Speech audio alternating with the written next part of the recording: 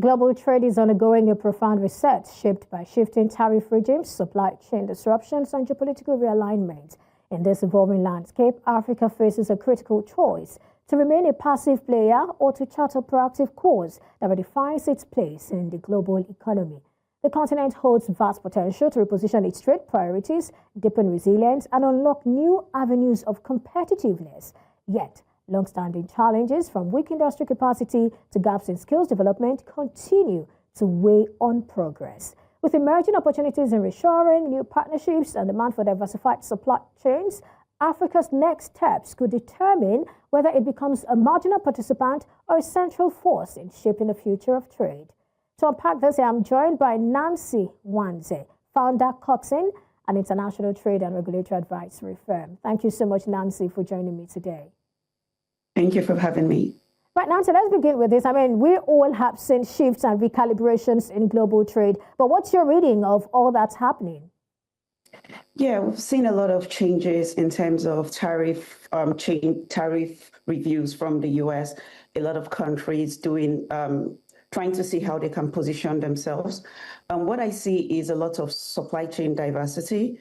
What I see is changes in terms of how we reposition ourselves as Africa. How can a lot of countries are now saying, with the reviews like what happened in the US, how can we better position our country? How can we better position ourselves in terms of manufacturing, sourcing, logistics? How can we be better? So my reading is there's a lot of changes happening, and I believe Africa can take good opportunities of these changes.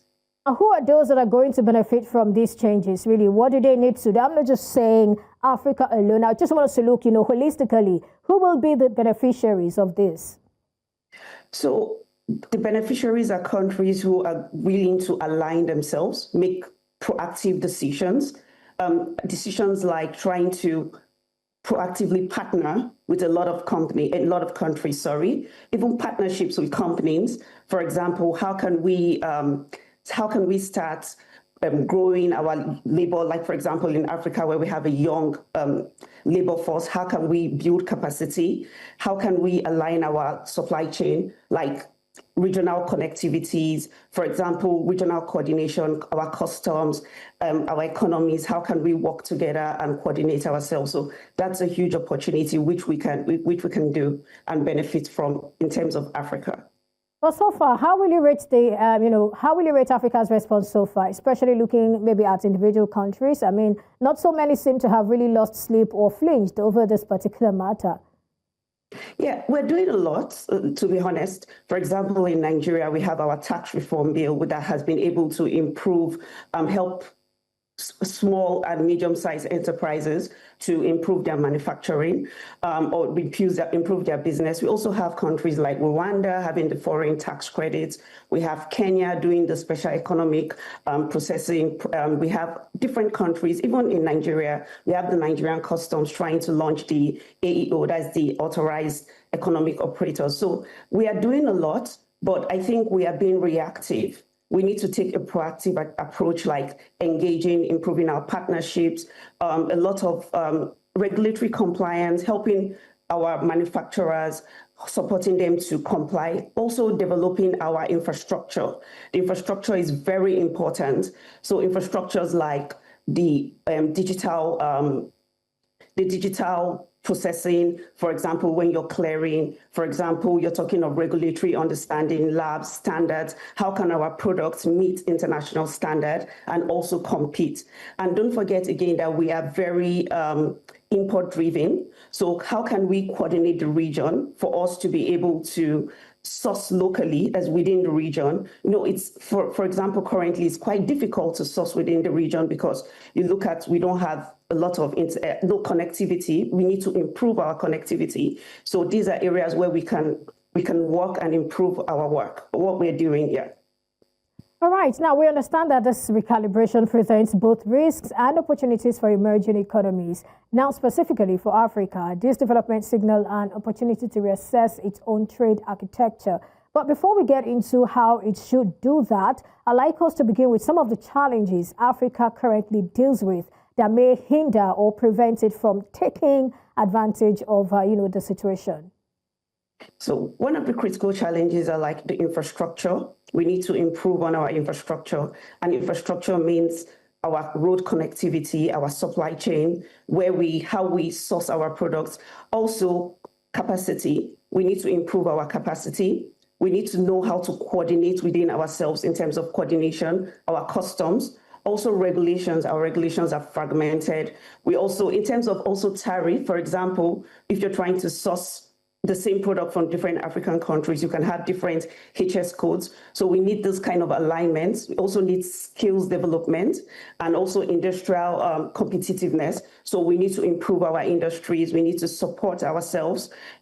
Government policies, more policies that support manufacturers. So we are not just exporting raw materials, but we are producing finished goods and exporting them outside. So it puts us on the map. Right. Some persons are talking about partnerships, how that, we need to begin to partner with certain countries and all of those. In your view, I mean, are you also looking at partnerships, and in what direction can we go with that? So partnerships, we need to learn from what other countries are doing. And partnerships is we as Africa knowing where we want to lead. Do we want to lead in agro-processing? Do we want to lead in pharmaceuticals? Do we want to lead in technology? Where do we want to lead? We need to align together and say, okay, where do we want to lead? Then with that, we now need to start engaging a lot of countries. We have like Asia, a lot of countries in Asia like Vietnam, Singapore. We have, even within Africa, we need to start engaging, even with the EU, even with the US. We have the AGOA, that's the Africa Growth Opportunity Act, which allows duty-free products access for us to the US. So are we utilizing this opportunity? Are we engaging properly? What are the products? What kind of partnerships are we engaging? Are they beneficial to us? How are we positioning ourselves with respect to what can we give? How are we, when I mean what can we give, I mean like, are we giving raw materials? Is it our expertise? Is it our network? I mean, our network in terms of what we can give as sourcing raw materials. Is it our knowledge on what we do? Because there's a lot happening in the continent. So this is an opportunity where we can explore and also engage more with countries in a lot of countries, regions, the EU, the US, North America, Asia. There's a huge opportunity for partnership, and I believe this is what we can explore and make sure it's beneficial to us. Well, let's also look at the U.S. I mean, you believe that Africa's trade future must also include structured engagement with the U.S. So I'd like you to talk to us about that. How do we go about it? Yeah, we see there's a lot of review. I think we're all aware about the tariff review that's happened between the US and a lot of countries. We also have a lot of raw materials, even finished goods like palm oil, which we export to the US. So I believe it's time for us to sit down both ways and see where can we partner. And there are a lot of areas we can partner. Agro-processing, pharmaceutical, consumer goods. We need to sit down with them and I think open the opportunity for partnership. What can we export?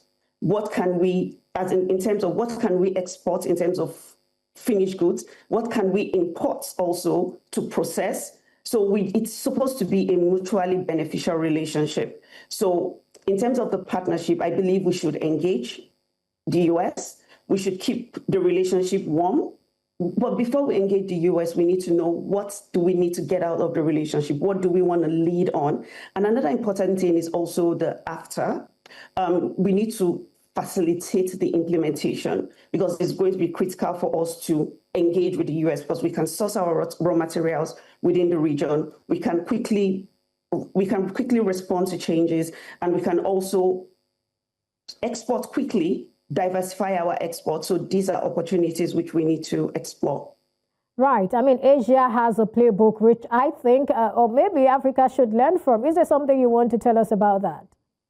Yeah. So like in my article, what I was trying to say, like, for example, you see Vietnam, the way they were able to position themselves in manufacturing electronics, semiconductors, and you see Apple now moving their manufacturing from China, also diversifying their manufacturing base to Vietnam. We also have Bangladesh. They improved they've made themselves well diversified and also leading in the textile industry. You see advanced technology, what they've done there. So this is what I said. We have a lot of raw materials. We have, for example, in agriculture, agri-processing. The question is, what can we do? How can we better position ourselves? And we can learn from what they're doing, like even in Singapore, ports, digitalizing the ports, automation. Now we have AI, so AI can help us a lot. So what we need to do is we need to sit down within us and ask ourselves, where do we want to lead? What do we want to do? So if we are clear, want to lead in agriculture or want to lead in pharmaceuticals or consumer goods, then we need to start learning and seeing the playbook that have happened in other countries like Vietnam, Bangladesh, Singapore, and just start applying them. And we need to be proactive. So we don't need to wait for things to happen. Then we say, okay, right now we're taking a reactive approach. Just be proactive in terms of engagement. And also, we have a very young labor force, one of the youngest in the world in terms of African continent. So also training people, also capacity building, which is very critical. So yeah, that's what I think we can do in terms of learning from Asia. Right. I mean, to a very large extent, we see Africa becoming the go-to country for some countries, especially if you look at the US-India role. And as a result of that, India is turning to Africa as, a production hub. Now, talk to us. What do you see becoming of this? Is Africa even ready for that position yet? I believe we can do better. I won't say we are not ready, but we can do better. So what we can do is still start engaging. And this goes with policy engagement, infrastructure. So before you go out to engage, you need to be sure you have the infrastructure. So are we ready? I believe we are on the way. The tax reform, even what's happening in Uganda, Kenya, Ghana, there's a lot of work happening. I see a lot of government responding, but we're very reactive, like I said. So we need to be proactive. We need to go out. We need to first build our internal infrastructure and critical infrastructure like our road network, our digital systems. First, regulatory compliance was one of the issues you have with exporters.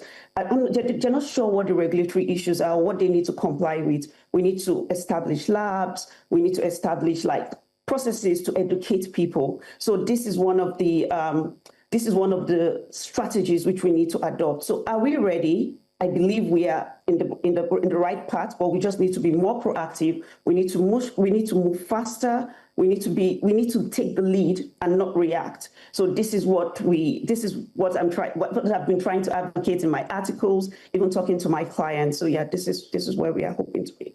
Right. So do you see risks and opportunities in that particular plan? And, what are your thoughts on de-risking?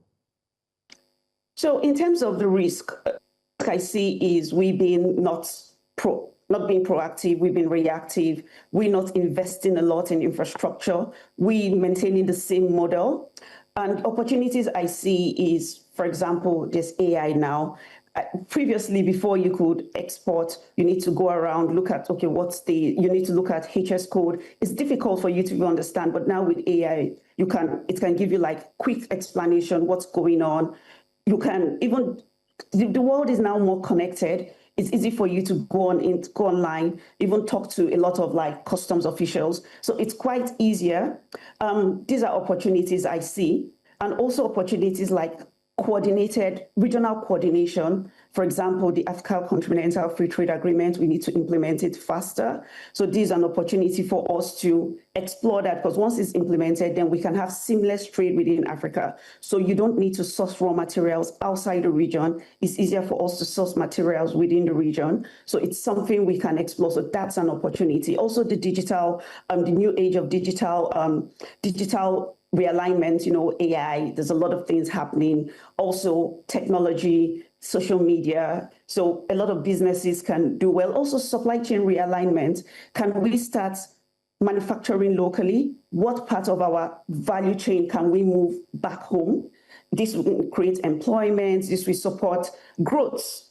When I mean real valuable growth within the region, that's value addition. So there's a lot of opportunities, but what we need to do more is be very proactive. Well, speaking of manufacturing, that's very huge because even some of the companies here, they have to import a lot of their, beg your pardon, a lot of their inputs and some of those things. And those are the places where the tariff might begin to touch us and, stuff like that. So, yes, I mean, but how easy do you think it will be for us to begin to manufacture some of those things here? Seeing that some of our raw industries are not even working. For example, you want to look at Nigeria, you're looking at iron and steel, the Ajaokuta, what's happening over there? I mean, we have some of these mineral resources, but, a good number of them are just at the raw stage, and there isn't much beneficiation before we even take them out there. So for us to become that production hub, that manufacturing hub that actually has a good number of the raw materials, what should we do? So, like going back to my previous comment, we need to be clear on where we want to lead. We can't lead on everything. Okay. We know we are at the stage of developing. We are seen as an emerging market. So we need to be clear, do we want to lead on agriculture? Then if it's agriculture, we develop policies. We try to develop the infrastructure to help us lead in this place, in agriculture, for example. So do we want to lead in consumer goods? Is it pharmaceuticals? So this is more of policy realignment, and our policies need to be proactive and reactive. Like we need to be looking 5 years ahead. We need to be looking 10 years ahead. So if we're looking 10 years ahead, we're starting from A, we know, okay, we need to help provide the farmers with right tools for them to produce the products. Then how do we process the products? How do we make sure they're of international standards? And how do we make sure we can export them? How do we create export markets? How do we even create the awareness? So that's very critical for us. So like I said, it's real policy. We need policy realignment. I won't say changes, but realignment. How do we align to the changing global environment? So this is where we can start from. But like I said, there's a lot of opportunities in Africa. We are one of the continents with one of the youngest labor force. So yes, there's a lot of opportunities, and there's also a lot of capabilities to support us. So yeah, this is what we can do. All right, just before we close, I'd like you to touch a bit on Nigeria. I mean, we've been speaking about Africa, but of course, you're Nigerian, I suppose. So let's just talk a bit about Nigeria. Do you think Nigeria is making progress? Because, I mean, the numbers are actually improving. When we talk about exports and some other numbers, we're seeing good numbers and we're seeing trade surplus. That means we're getting one or two things right. So talk to us about, what more Nigeria needs to do, or you can also look at what Nigeria is doing very well and you'd like Nigeria to also continue in that regard. I think Nigeria is making progress.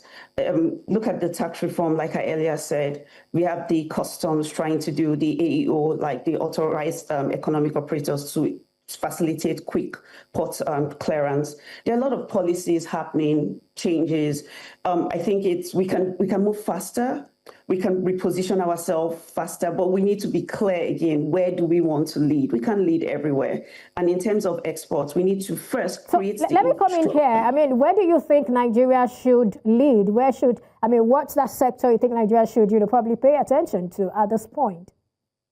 Agriculture. We have a lot of arable land, so we can pay attention in agriculture. We also have pharmaceuticals. We have big pharmaceuticals there. We can pay attention in that sourcing locally. We have a lot of minerals. So the question is, why do we have to import? We need to look within us. How can we support ourselves? So we can do very well in agriculture. So Nigeria we have a lot of potential. So I'm not going to say, oh yes, there are areas where we can improve. We have a lot of potential. So we need policy support. We need a lot of support in understanding what's the regulatory requirement. One of my surveys I did quite a while when I found out that a lot of small businesses want to export. They feel like they want to do much, but the question is, what do I do? Where do I start from? Do we have that information available to people who want to import? Or who want to export, sorry. Do we have available information, like a playbook for someone who says, okay, I want to start exporting for the sake of this conversation, chocolate. Do you have a playbook? Okay, you import, you get your raw material, you process here. These are the export markets available. These are the, what do you need step by step, So these are areas where we need a lot of support in Nigeria. All right, thank you so much, Nancy Nwanze, founder Corxen, an international trade and regulatory advisory firm, for your time and, of course, sharing your thoughts with us on the show today.